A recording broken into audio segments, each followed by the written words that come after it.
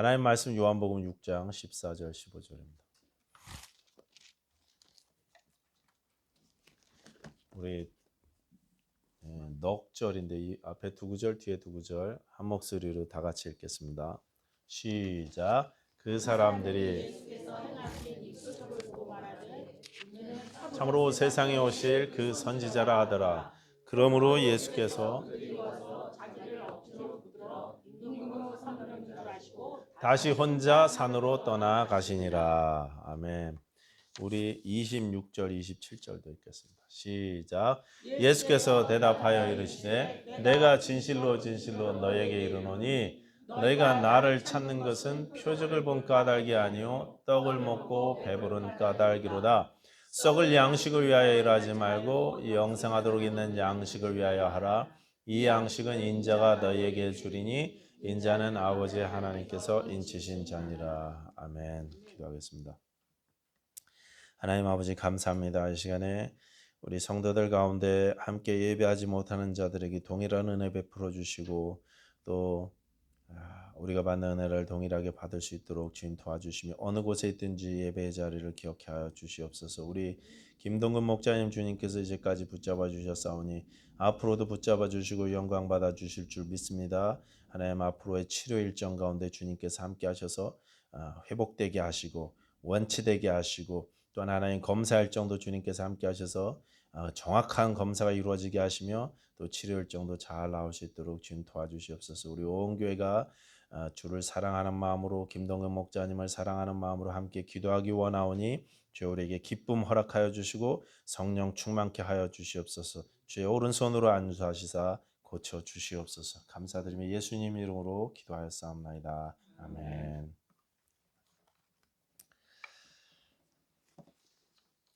예수님 당시에 이스라엘 나라, 유대 나라 백성들은요 삶이 굉장히 어려웠습니다. 굉장히 어렵습니다. 로마의 지배를 받으면서 내야 될 돈이나 세금은 계속 쌓여만 가고 또 안 내면은 막 이제 강제로 걷어가고 뺏어가고 안정적인 일자리들이 그렇게 많지 못했습니다. 특별히 예수님이 사시던 북부 지역 갈릴리 지역은 더더욱 힘들었습니다. 그래서 늘 먹고 사는 문제가 큰 이슈였습니다. 오늘 본문인 요한복음 6장에서는 예수님께서 이제 보리떡 5개하고 물고기 2마리로 5,000명을 먹이신 사건이 기록되어져 있는데 그 가난하고 배고픈 백성들이 이렇게 배부르게 먹고도 12바구니에 차도록 그렇게 충분히 남길 수 있었다는 이 사실은 당시 유대 백성들에게 너무나 놀랍고 큰 충격이었어요. 삶의 문제가 항상 먹고 사는 문제였는데 그걸 일거에 해결할 수 있는 그런 거를 눈으로 똑바로 본 것입니다. 이게 얼마나 충격적이고 얼마나 놀랐는지 마태, 마가, 누가, 요한복음, 사복음서에 다 기록되어져 있습니다. 이 기사가. 그래서 6장 4절 보시면 이렇게 돼 있는데 엄청난 충격을 받은 그들이었는데 6장 4절에 마침 유대인의 명절인 유월절이 가까운지라 이렇게 돼 있죠. 이 말씀으로 봐서 아마 전 세계에 흩어져 있던 유대 백성들이 그때 유월절을 맞이해서 예루살렘 쪽으로 이렇게 가고 있다가 예수님의 소문을 듣고 갈릴리 지방에 예수님을 찾아왔던 것 같습니다. 많은 사람들이 그곳에 모여들었습니다. 그들에게 예수님이 말씀을 가르쳐 주셨고 몇 끼씩 식사를 거르면서 그렇게 말씀에 집중하다 보니 그들이 이제 배고프고 또 허기지기 시작했습니다. 그래서 그들에게 예수님께서 기적을 일으키셔서 배부르게 먹이신 장면이 요한복음 6장의 내용인 것입니다. 근데 14절 보시면 이렇게 되어 있습니다. 14절 다 같이 읽겠습니다. 시작. 시작. 그 사람들이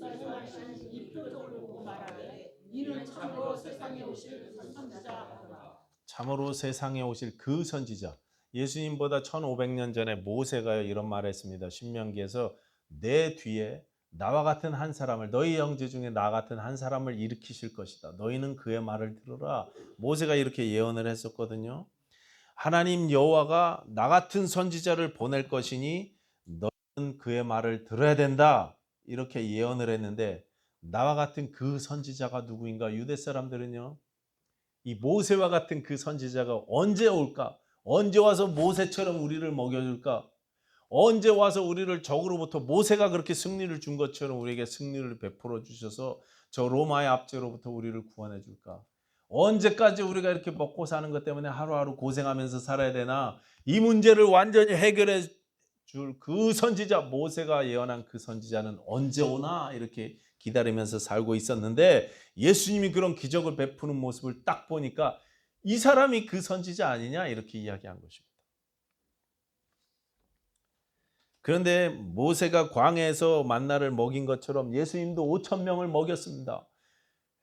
광야에서 만나를 매일같이 먹였죠. 그런데 만나는요, 그날 필요한 걸 매일 거둬야 됐어요.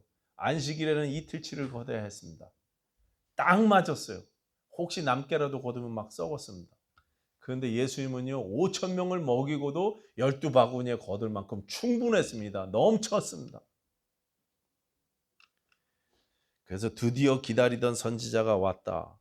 이는 참으로 세상에 오실 그 선지자라 하더라. 그런데 15절에 이렇게 돼 있죠. 그러므로 예수께서 그들이 와서 자기를 억지로 붙들어 임금으로 삼으려는 줄 아시고 다시 혼자 산으로 떠나가시니라.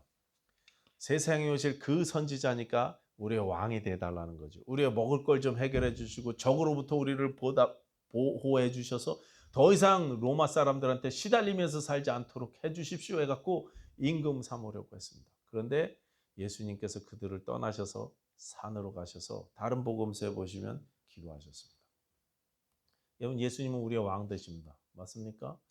우리의 왕이신데 예수님 우리에게 왕이 돼 주십시오 했더니 거부하시고 떠나가셨다는 거예요. 왕이신 그분이 왕 되심을 거부하셨습니다. 왜 그렇습니까? 왜 그러셨는지 예수님의 그 의도가 26절에 보시면 이렇게 되어 있어요.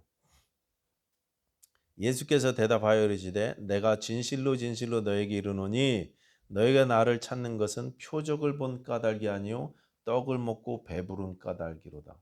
떡을 먹고 배불러서 나를 왕으로 삼으려고 한다 이렇게 말씀하셨습니다. 왕은 왕인데 어떤 왕이냐 이게 굉장히 중요하죠. 예수님을 우리도 오늘 그렇게 찬송했잖아요.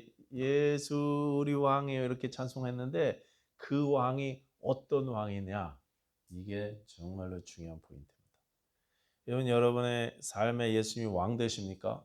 어떤 왕이십니까?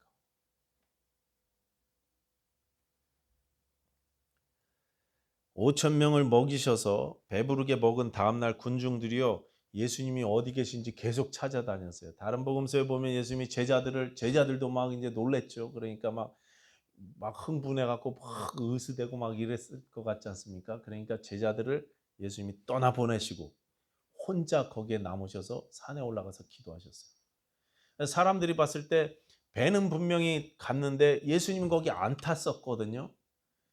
그러니까 예수님이 어딨나 막 여기저기 찾으러 다니다가 보니까 나중에 오늘 말씀을 보시면 예수님이 계셨던 가버나움까지 사람들이 찾아와 갖고 예수님 어제 안 타고 가셨는데 언제 여기 오셨습니까? 여기 계셨네요.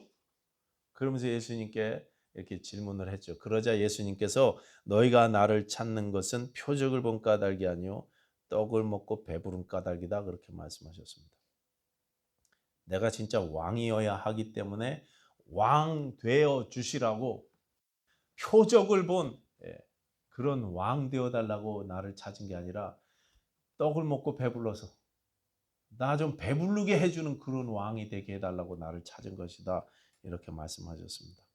여러분, 성경에서 말하는 이 표적이라는 말은요 특별히 요한복음은 7가지 기적을 이야기하시면서 다 표적이다 이렇게 얘기했죠. 이게 표적이다 그렇게 이야기하셨는데 이 표적이라는 말은 보이는 사건을 통해서 보이지 않는 영원한 진리의 세계로 인도하는 것, 이것을 표적이라고 그래요. 다시 한번 말씀드릴게요. 보이는 사건을 통해서 보이지 않는 영원한 진리의 세계로 인도하는 것, 그것을 표적이라고 합니다. 이 오병이어 사건도 오늘 본문 뒤에 보면 나오죠. 나는 생명의 떡이다 해갖고 보이는 사건, 사람들이 떡을 먹고 배부른 그 사건을 통해서 참된 인생의 떡 대신 우리 영혼의 떡 대신 예수 그리스도를 나타내 주기 위한 사건, 그게 오병이에요. 그게 그래서 표적이라고 이야기하는 거죠.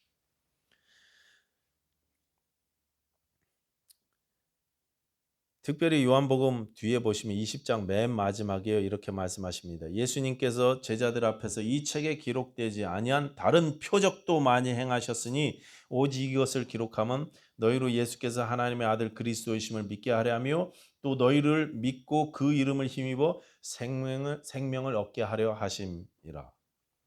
예수님이 하나님의 아들이심을 믿고 그 예수의 이름을 힘입어서 영원한 생명을 얻게 하려고 이 표적을 기록했다는 것입니다. 요한복음은 표적의 책이거든요. 그 표적을 기록하신 이유가요.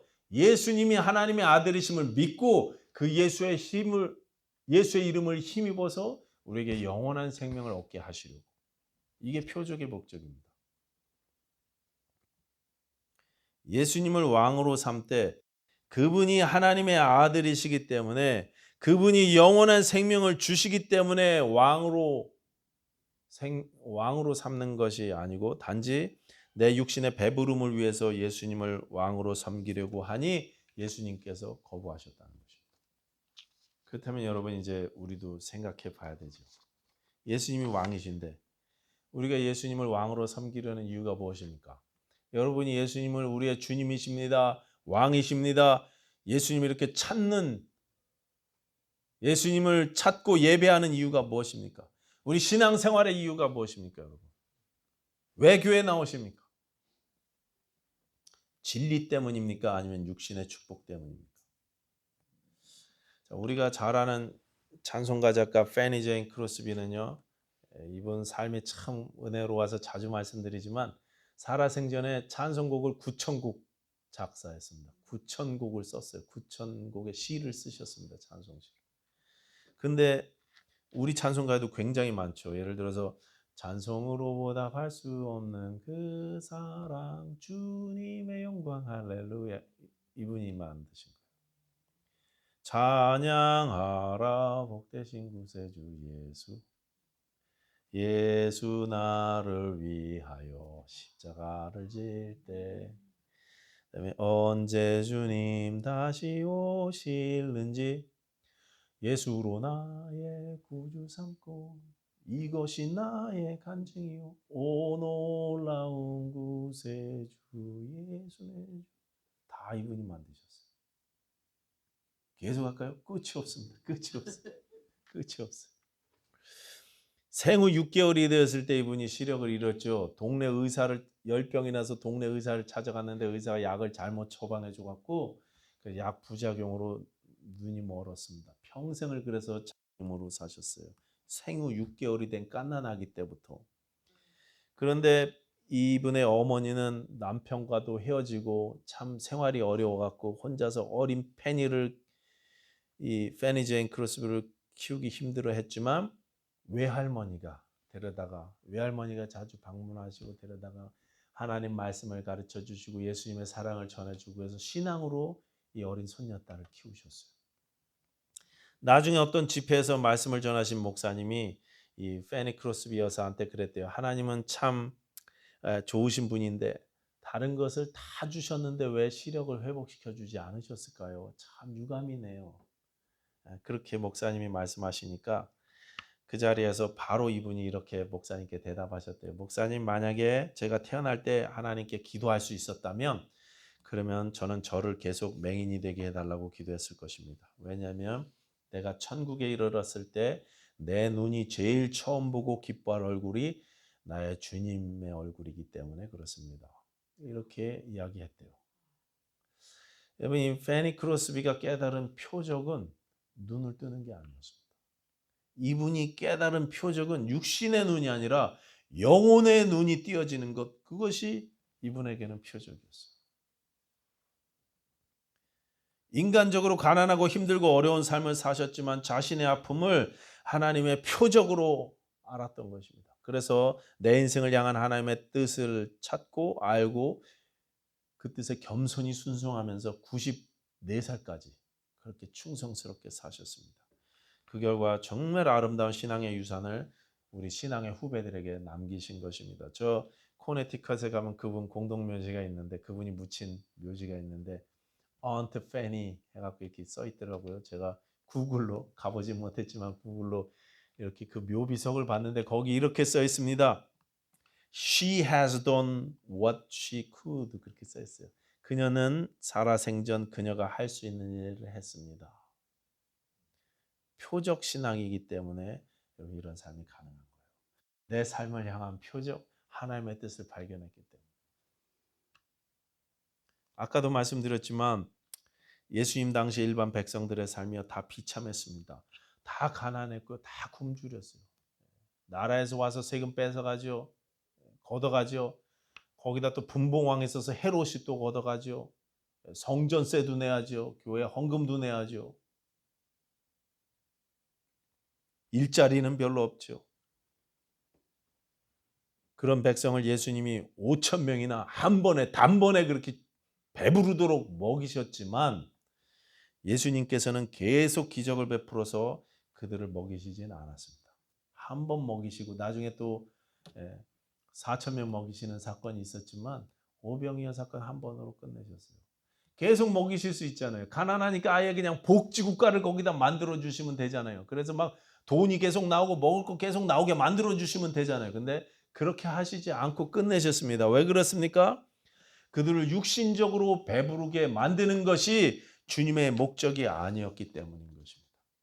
육신이 배부른 것이 아니라 영이 배부른 것, 그것을 알려주시려고 표적으로 이걸 보여주신 거예요. 육신의 눈이 떠지는 게 아니라 영의 눈이, 영 안이 떠지는 것, 육신의 생명이 연장되는 것이 아니라 영원한 생명을 얻는 것, 빵이 아니라 진리로 인도하는 표적, 이게 우리 주님의 목적이셨습니다. 여러분, 그러니 다시 한번 묻겠습니다. 여러분, 예수님을 왜 믿으십니까?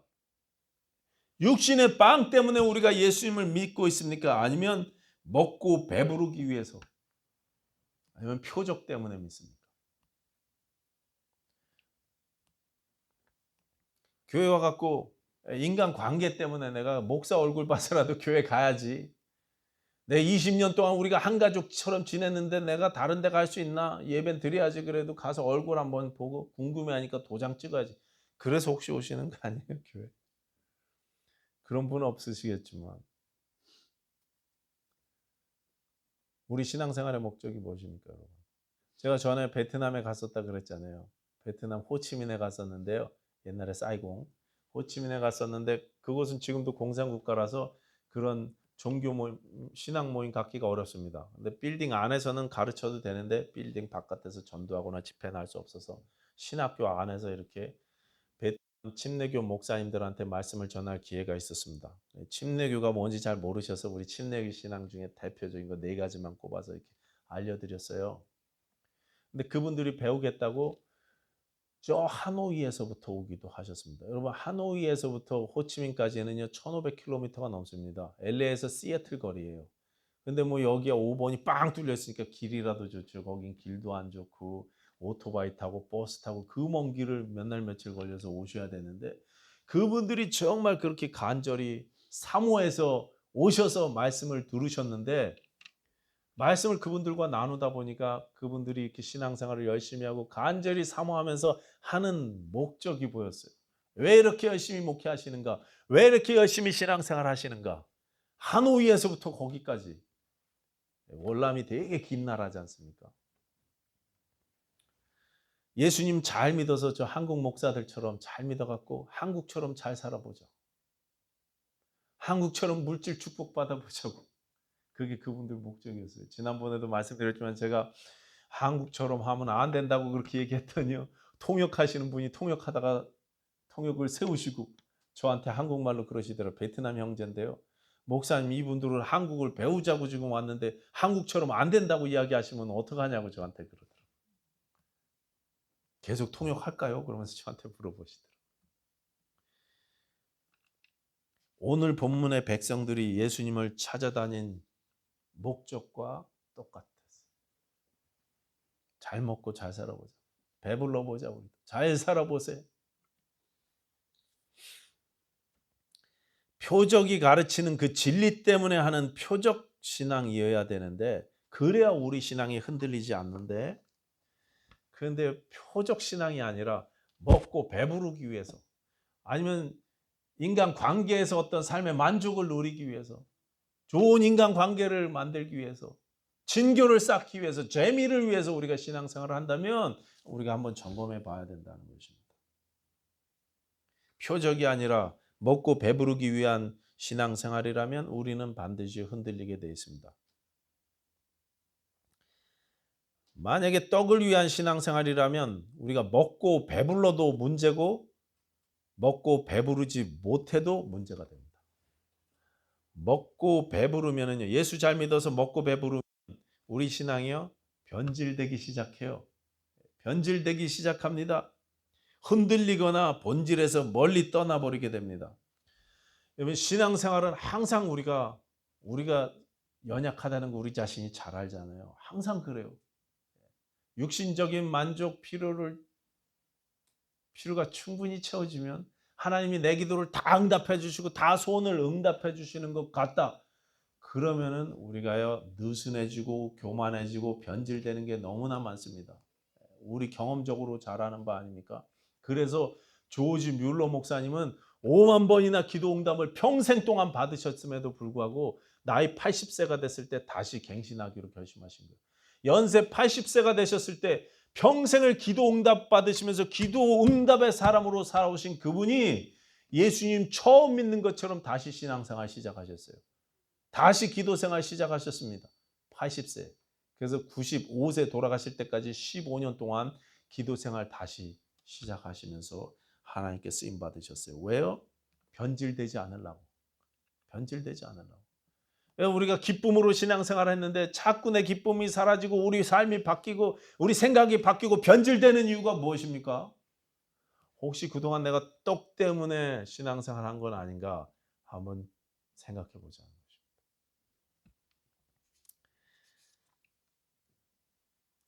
응답받아서 먹고 배부르면 변질됩니다. 안주해집니다. 그리고 응답받지 못한 것 같으면 먹고 배부르지 못하면 어떻습니까? 실망하고요. 흔들리기 시작합니다. 하나님은 왜 내 기도는 안 들어주시나? 내 소원에는 왜 응답하시지 않나? 나는 왜 항상 이렇게 배고파야 되나? 우리 IMB 선교사님 중에 가명을 쓰시는 닉켄 선교사님, 그분은 이제 저 핍박받는 곳에서 인터뷰를 하신 것을 책으로 냈기 때문에 이 얘기들이 이제 그쪽 지역에 퍼지면 안 되기 때문에 자기 이름도 가명으로 해서 인세니티 오브 갓이라는 하나님의 광기라는 책을 쓰셨어요. 그러니까 좀 심하게 얘기하면 하나님이 미치신 것 같다 이런 제목이겠죠. 좀 이런 말을 하나님께 써도 되나 싶은 그런 제목으로 하나님의 광기 해갖고 책을 쓰셨는데 이분이 평생 수십 년을 선교지에서 사시면서 그곳에서 핍박받는 현지 기독교인들 그분들을 인터뷰하신 내용을 책으로 쓴 겁니다. 거기에 이런 내용이 있습니다. 구소련의 통치를 받았던 1900년도에 통치받았던 초에 통치받은 우크라이나 지금 전쟁하는 그 나라죠. 그 우크라이나 지역의 목사님 이야기가 나와요. 그 목사님의 자제들 세 분 아들 딸이 있었는데 그 세 명의 아들 중에 한 사람을 인터뷰하고 쓰신 거예요. 그런데 그 아들이 이러더래 인터뷰할 때 나는 어제처럼 그 날을 기억하고 있습니다. 나의 아버지가 팔로 나와 내 누이와 형을 끌어안고 부엌으로 데려가서 테이블에 앉히고 이야기를 하셨어요. 어머니가 울고 계셔서 저는 뭔가 잘못되었다고 생각했죠. 아버지는 우리에게 목소리를 낮춰 말씀하셨습니다. 얘들아, 너희들이 알다시피 나는 우리 교회 목사다. 하나님께서 그 일을 하라고 나를 부르셨단다. 내일 공산당 당국자들이 나를 체포하러 올 거야. 그들은 내가 예수님에 대해서 설교하는 것을 막기 위해서 나를 감옥에 가둘 거란다. 그러나 나는 하나님께 순종해야 하기 때문에 설교를 멈출 수가 없구나. 너희들이 많이 보고 싶을 것이다. 그러나 내가 없더라도 하나님께서 너희를 지켜주실 것이라고 믿는다. 막내 아들 붙잡아 놓고 아들하고 딸 셋 놓고 그렇게 이야기하는 것입니다. 아버지는 저희를 한 사람 한 사람 안아주셨어요. 그런 다음에 말씀하셨죠. 이 나라 모든 곳에서 공산주의 당국자들이 예수님을 믿는 사람들을 모으고 그들의 믿음을 부인하라고 요구하고 있단다. 때로 그들이 거절을 하면 당국자들은 그들의 모든 가족들을 데려다가 한 줄로 세우고 목매달아 죽이고 있단다. 나는 우리 가족에게 그런 일이 일어나길 원치 않는다. 그래서 나는 그들이 나를 투옥시키면 하나님이 너희와 너희 엄마만은 살려주시기를 기도하고 있단다. 그렇죠. 공산당 옛날 러시아 소련 위성 국가에서 수많은 기독교인들이 핍박받아서 이렇게 신앙 때문에 목숨을 잃었습니다. 아버지는 잠시 말을 멈추었다가 다시 이어갔습니다. 그러나 내가 감옥에 있는 동안에 내 아내와 아이들이 예수님을 부인하기보다 목매어 죽임을 당했다는 소식을 듣는다면 나는 감옥에서 가장 자랑스러운 사람이 될 것이다. 만약 우리 가족이 예수님으로 인해 죽어야만 한다면 기쁨으로 그렇게 하자꾸나. 이 어린 자녀들에게 했던 말입니다. 유언처럼 남긴 말이에요. 만약 우리 가족이 예수님으로 인해 죽어야만 한다면 기쁨으로 그렇게 하자꾸나. 물론 이 인터뷰가 진행된 거로 봐서 자녀들은 하나님이 보호해 주셨죠. 사모님도 보호해 주셨습니다. 그럼 목사님은 이제 감옥에 들어가셨다 못 나오시고 감옥에서 돌아가셨지만 자녀들은 하나님이 보호해 주셨어요. 먹고 배부르기 위한 신앙으로는요, 꿈도 꿀 수 없는 믿음의 모습인 것입니다. 그럼 왜 우리 신앙이 흔들립니까? 왜 우리 한국교회가 막 흔들리네, 우리 교회가 흔들리네, 내 신앙이 흔들리네. 왜 그렇습니까? 먹고 배부르기 위해서 예수님을 따랐기 때문은 아니냐 이것입니다.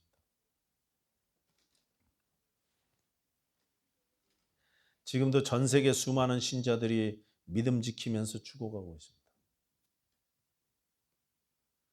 신앙 때문에 고통당하고 있습니다. 떡을 위한 신앙이 아니라 표적 신앙이기 때문에, 진리 대신 예수님 때문에 그 진리를 붙잡기 위해서 자신의 목숨마저도 걸고 신앙생활을 하는 것입니다. 흔들리지 않는 거예요. 흔들리지 않습니다. 어떤 어려움이 와도 타협하지 않습니다. 에베소서 4장 21절부터 24절 말씀 보시면 이렇게 되어 있습니다. 너희가 진리이신 예수님을 배웠다면, 오늘 본문으로 말하자면 너희가 예수님이 베푸시는 표적으로 진리를 알게 되었다면 이제 너희는 옛사람을 벗어버리고 새사람을 입어라 이렇게 말씀하십니다. 우리 신앙생활을 옛사람을 벗고 새사람을 입는 과정이다 이렇게 설명하고 있습니다.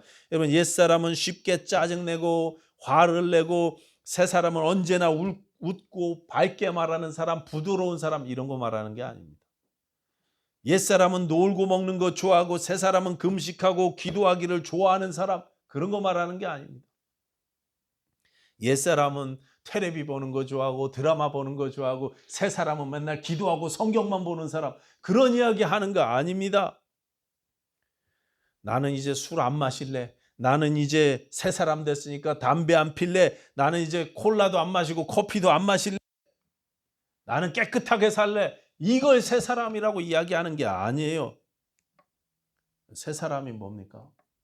주님이 주시는 그 표적을 보니 주님이 생명의 양식 되시는군요. 주님이 내 인생의 왕 되시는군요. 이제 주님의 소유입니다. 나의 다 된 것은 다 주님의 은혜입니다. 나는 주님을 내 왕으로 섬기고 주님 말씀에 순종하면서 살겠습니다. 이게 새 사람의 모습입니다. 이게 새 사람의 모습이에요. 내가 연약해서 실패하죠. 주님이 왕이라고 하면서도 막 화도 내고 성질도 부리고 짜증도 부리고 인생 실패하고 때로 죄로 넘어지기도 하죠. 그럼에도 불구하고 왕 대신 주님 앞에 나와서 매달리는 거예요. 내 연약함을 불쌍히 여겨주시옵소서. 내 아픔을 불쌍히 여겨주시고 나를 고쳐주십시오. 계속 주님 앞에 기도하는 것입니다. 흔들리지 않습니다. 그게 새 사람의 모습이에요. 비록 부족하고 연약한 삶의 모습을 가지고 있지만 더 이상 술도 안 마시고 헌금도 잘 내고 주일 성수도 잘하고 봉사도 잘하고 아무리 좋은 일을 많이 한다고 해도 예수 그리스도를 왕으로 섬기는 그런 관계가 되어 있지 않다면, 만약 표적 때문에 섬기는 신앙이 아니라 떡 때문에 섬기는 신앙이라면 아직도 옛사람인 것입니다.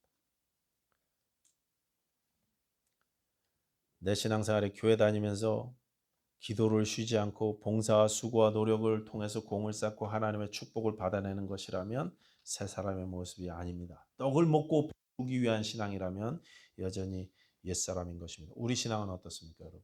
내 믿음 생활 어떻습니까? 표적 때문입니까? 아니면 떡을 얻어내기 위함입니까? 흔들리지 않는 표적 신앙, 진리를 붙잡는 그런 표적 신앙, 예수님을 내 인생의 주인이요 왕으로 섬기면서 옛사람을 벗어버리고 날마다 새 사람이 되는 그런 저와 여러분 됐으면 좋겠습니다. 우리 21세기 침례교 모든 성도님들이 그런 신앙 됐으면 좋겠습니다. 예수님이 표적을 통해서 베풀어 주시는 그 진리를 붙잡는 신앙. 흔들리지 않았으면 좋겠습니다. 기도하겠습니다.